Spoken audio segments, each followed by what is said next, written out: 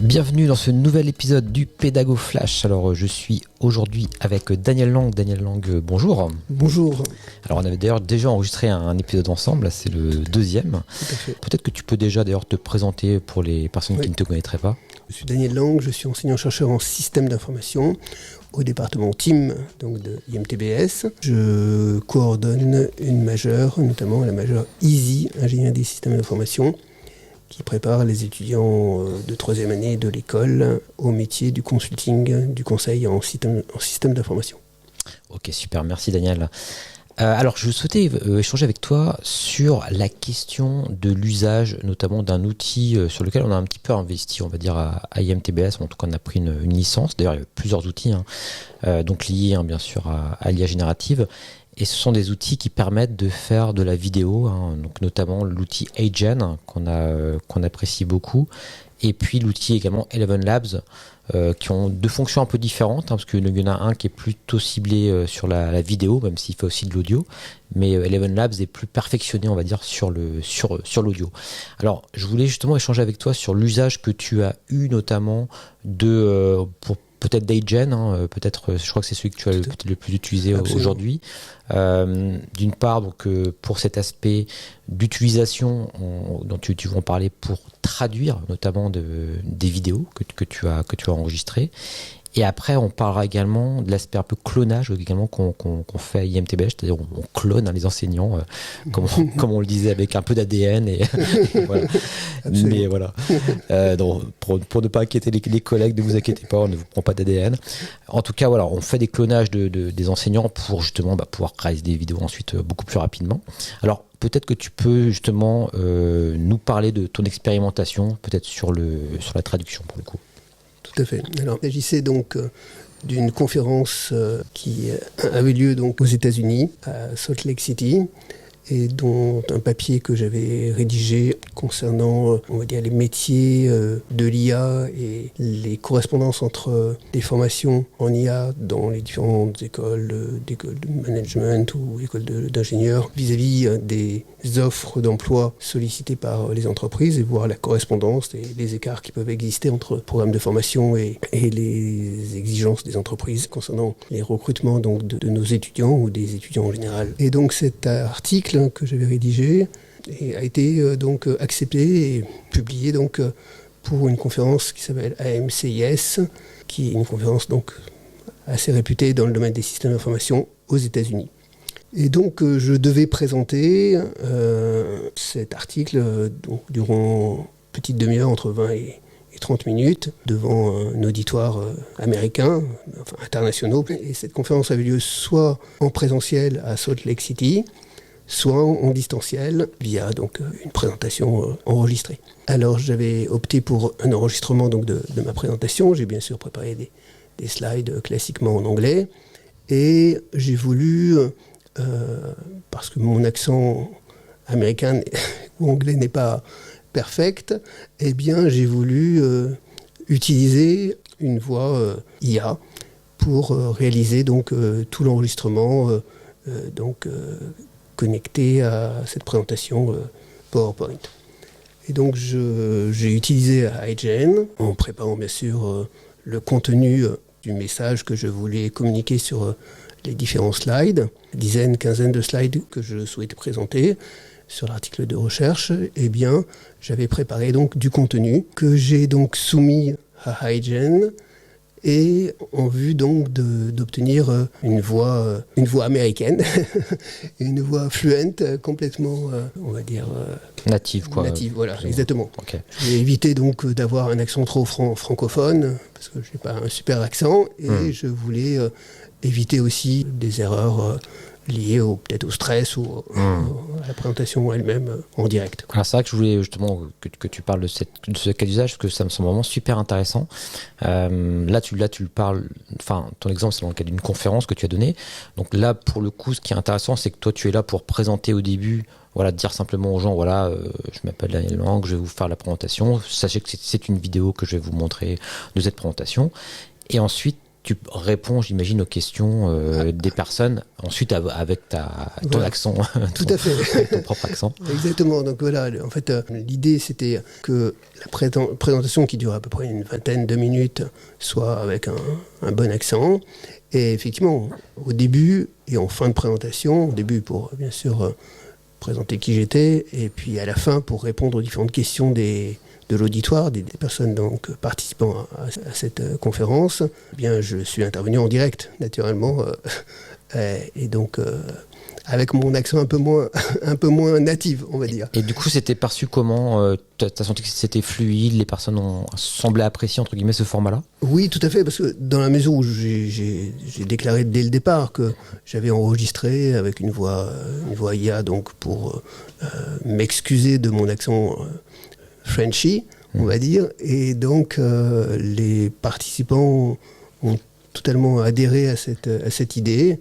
Et puis, donc, par la suite, à la fin de la présentation, ils ont formulé un certain nombre de questions auxquelles j'ai répondu. Donc, ouais, c'est super intéressant. En live. Et d'ailleurs, je précise pour les personnes qui ne connaîtraient pas notamment cet outil-là, même s'il est aujourd'hui assez connu, il conserve malgré tout la voix de la personne, finalement. Donc, toi, tu as enregistré ta vidéo en français. Et ça traduit cette vidéo, on va dire, avec les mouvements labiaux, en fait, mais également avec le timbre de voix. Donc on reconnaît que c'est bien toi qui parles en anglais, un anglais peut-être meilleur que celui que tu parles réellement, certes, mais quand même avec ce timbre de voix qui reste le tien. Donc c'est quand même un point assez intéressant quand même. Absolument. C'est-à-dire, on a le choix d'utiliser soit une voix préenregistrée proposée par l'outil, donc une voix bien sûr d'un natif américain, soit d'utiliser sa propre voix, mais qui bien sûr, on va dire, est plus fluente et suit, on va dire, le texte, le contenu textuel que j'avais rédigé bien sûr. Et ce qui me semble beaucoup plus très important, parce que tu incarnes du coup aussi cette présentation. Parce que si tu avais mis la voix d'un avatar un petit peu lambda, je pense que ça aurait fait une dissonance au niveau des personnes qui écoutent, parce que tu fais de la présentation, ensuite c'est une autre voix qui présente, puis ensuite toi qui réponds aux questions. Il y aurait eu une espèce de petite dissonance cognitive, entre guillemets. Et je pense que c'est intéressant de l'avoir fait comme ça. C'est pour ça que c'est un cas d'usage que sur lequel je voulais communiquer, qui me semble vraiment très intéressant. Parce que je sais qu'il y a encore beaucoup de personnes qui sont un petit peu complexées, même par leur accent, ou même qui n'ont pas forcément le niveau peut-être suffisant pour être assez à l'aise pour justement ce type de présentation qui peut être un peu stressant, voilà.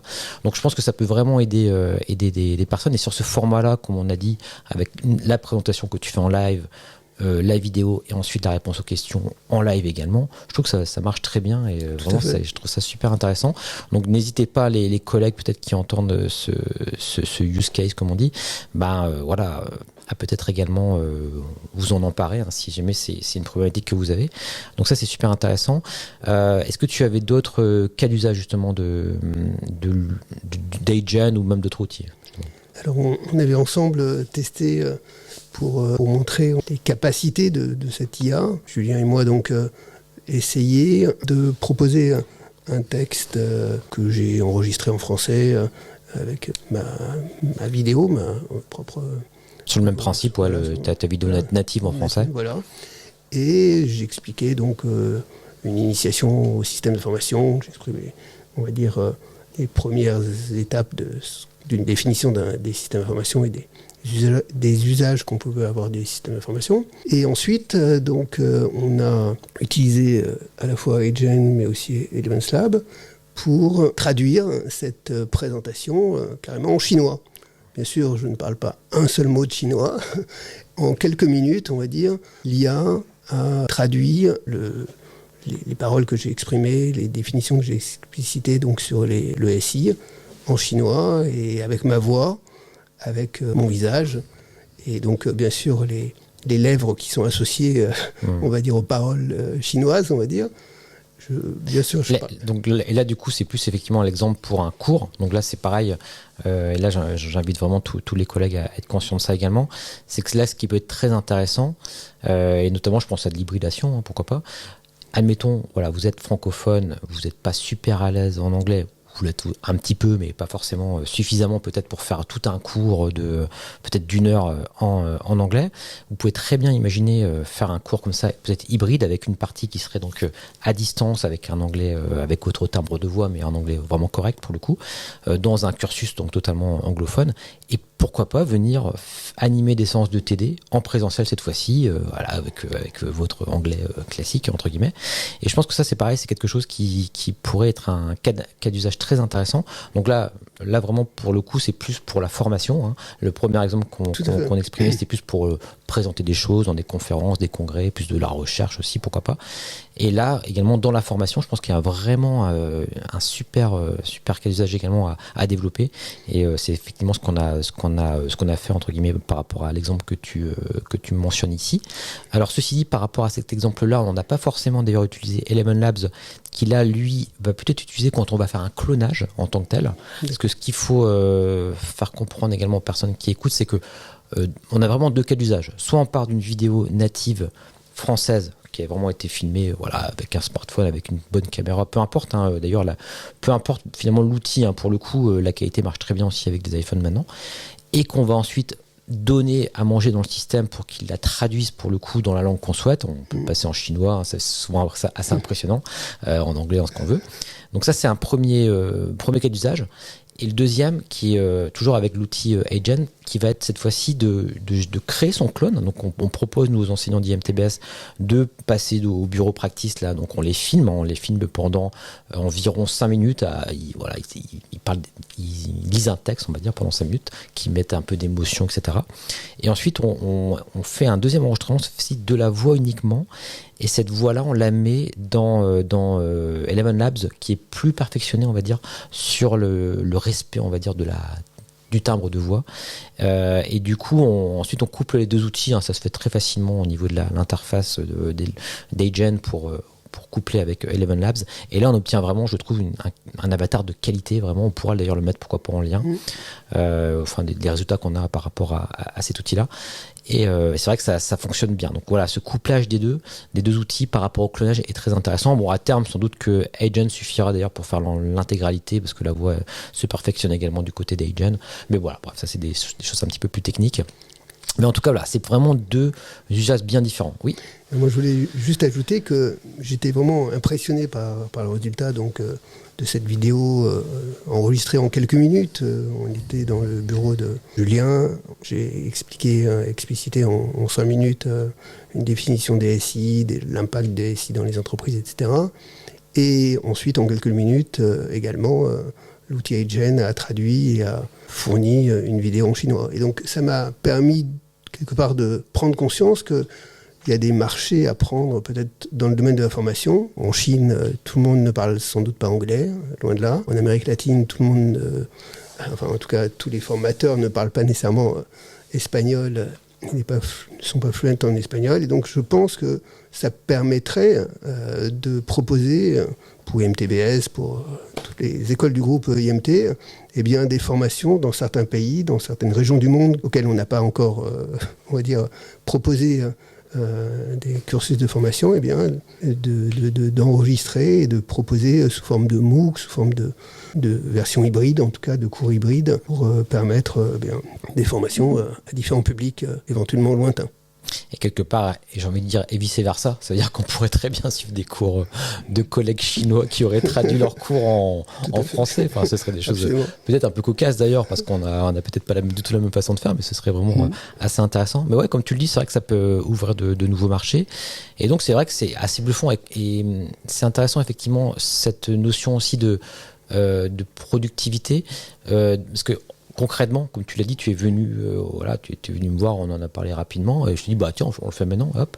Donc tu as enregistré ta partie de cours, et après, donc il y avait un petit montage quand même, donc je l'ai mis très rapide, hein, parce que tu étais sur un fond vert, donc je t'ai mis simplement un petit fond derrière, mais quelque part en 3/4 d'heure, en 45 minutes, t'es reparti avec ta vidéo en français traduite en anglais, en chinois, et voilà, pour en faire un peu ce que tu veux. Et c'est vrai que je pense que on se rend pas compte à quel point, une fois qu'on a le process, entre guillemets, ça peut être super rapide, et encore plus rapide d'ailleurs avec le clonage, qui pour le coup ne nécessite simplement que du texte, hein. Pour le coup, on copie-colle un texte, hein, pour le coup. Après, il y a toujours toujours, nous, on passe toujours par une partie de montage, parce que bon, sur iGen, on peut faire du montage, mais voilà, c'est pas parfait. Puis on aime bien mettre des fonds aussi, également des choses comme ça. Donc ça n'empêche que les équipes de production peuvent peaufiner la chose, et ce qui est intéressant, ça veut dire qu'il reste du travail encore, hein, pour les monteurs, je les rassure. Mais c'est vrai que voilà, c'est super impressionnant de voir à quel point quelque chose qui aurait nécessité il y a encore peut-être 1 an et demi, même peut-être 1 an, parce que c'était pas aussi perfectionné, quoique il y a 1 an c'était déjà pas mal, voilà, des semaines, voire des jours je pense, hein, aujourd'hui on le fait en 1 heure, hein, finalement, donc c'est vraiment super impressionnant. Donc voilà, en tout cas je voulais avoir ton témoignage par rapport à ça, et je vais te laisser rajouter des choses. Une dernière chose, c'est que donc après que tu aies fait le montage avec le fond vert, que tu as transformé le fond vert en un fond, on va dire, bureau classique, et donc plus sympathique. Après, je suis parti avec cette vidéo, et j'ai voulu faire un petit montage pour raccourcir en fait la vidéo qui durait déjà 5 minutes, et je voulais juste un petit extrait. Et donc j'ai utilisé Canva, et Canva, dans la dernière version, m'a permis d'avoir un sous-titrage, c'est-à-dire donc même en chinois. Donc la partie anglaise, bien sûr, il l'a sous-titré très facilement, et c'était bien sûr correct, j'ai pu le vérifier. Et la partie chinoise, donc, qui était simplement exprimée à l'oral avec mon visage et ma voix, eh bien il l'a également mis un sous-titre en chinois, avec, j'espère, les bons hiéroglyphes, les bons caractères chinois qui correspondaient. Et donc en quelques secondes, on voit que on peut même sous-titrer cette vidéo et permettre aussi à peut-être plus facilement à des participants de suivre des formations. Tout à fait. Alors sache qu'avec l'Explore iGen, on peut d'ailleurs activer aussi le sous-titrage, hein, pour information. On ne l'avait peut-être pas vu à ce moment-là, mais sache que ça existe également directement dans iGen, mais on peut avoir peut-être un design différent sur des outils comme Canva, effectivement, pour avoir un sous-titre un peu plus dynamique aussi, des choses comme ça. Donc ouais, super intéressant en tout cas, tous ces cas d'usage. Je ne sais pas si tu avais autre chose à rajouter, Daniel, par rapport à ça. Non, je pense que vraiment ça m'a permis de comprendre à quel point, avec ces outils IA qui ont beaucoup évolué, parce qu'ils ont vraiment beaucoup progressé, en quelques mois, on s'aperçoit que à la fois la tonalité, le son de la voix est beaucoup plus fidèle que la réalité, donc beaucoup plus proche de la réalité que ça n'était il y a 6 mois ou encore plusieurs mois. Et donc là, c'est véritablement bluffant, et ça permet d'ouvrir des marchés, comme tu le disais, et puis de proposer des formations à travers le monde. Parce que c'est vrai que souvent, on parle beaucoup d'IA, mais je dirais qu'on manque encore aujourd'hui de cas d'usage, de vrais cas d'usage, où on se dit là il y a, entre guillemets, c'est évident, quoi. C'est un vrai besoin, ça couvre vraiment quelque chose. Et là, je pense que par rapport à... Là, il y a d'autres choses, hein, bien sûr, il y a d'autres cas d'usage qu'on présentera dans d'autres épisodes d'ailleurs du Pédago Flash. Mais pour le coup, cet usage-là pour la vidéo, je pense, est très évident pour la traduction notamment, pour le clonage. Et je pense qu'effectivement, c'est important de mentionner qu'aujourd'hui, on n'est plus simplement dans une phase de découverte, comme on était peut-être il y a 1 an et demi, où voilà, on commence à faire un peu de ChatGPT, de tester des outils, 2-3 outils par-ci par-là. Là, vraiment, on rentre dans une phase de production avec ces outils-là, et on passe à un autre cap, on va dire. Donc c'est important d'avoir ton témoignage aussi, et c'est pour ça que je voulais que tu viennes, parce que toi, c'est vraiment du concret. Tu as vraiment fait, tu as fait ta conférence, tu as fait ton cours, et voilà, c'est des choses que tu as vraiment vécues non, c'est pas simplement un proto entre guillemets, c'est pour de vrai. Et en tout cas, ça a bien répondu à ta demande. Donc voilà, donc j'invite vraiment tous les enseignants IMTBS à venir à passer. Il y en a beaucoup aujourd'hui maintenant qui commencent à utiliser cela. On a beaucoup de profs qu'on a notamment clonés. Mais n'hésitez pas pour ceux qui souhaitent notamment traduire des cours, etc. Donc voilà, notre porte est grande ouverte. Et puis si vous avez d'autres idées de cas d'usage, n'hésitez surtout pas à nous en faire part aussi, ce sera super intéressant. Et quand je parle au pro d'IMTBS, je parle même à tout le monde, parce que ce podcast sera disponible pour tout le monde, hein. Donc voilà, c'est vraiment des exemples vraiment très intéressants à exploiter, pédagogiquement en tout cas. C'est vrai. Voilà, écoute Daniel, si peut-être que tu as quelque chose à rajouter, ou c'est bon pour toi? Non, c'est bon. Je te remercie de m'avoir sollicité. Je pense qu'il y a des usages qu'on n'imagine pas encore, mais qui peuvent vraiment être très utiles. Tout à fait. Dans la formation. Écoute, sur ces mots, on va conclure tranquillement cet épisode. Merci aux auditeurs du Pédago Flash.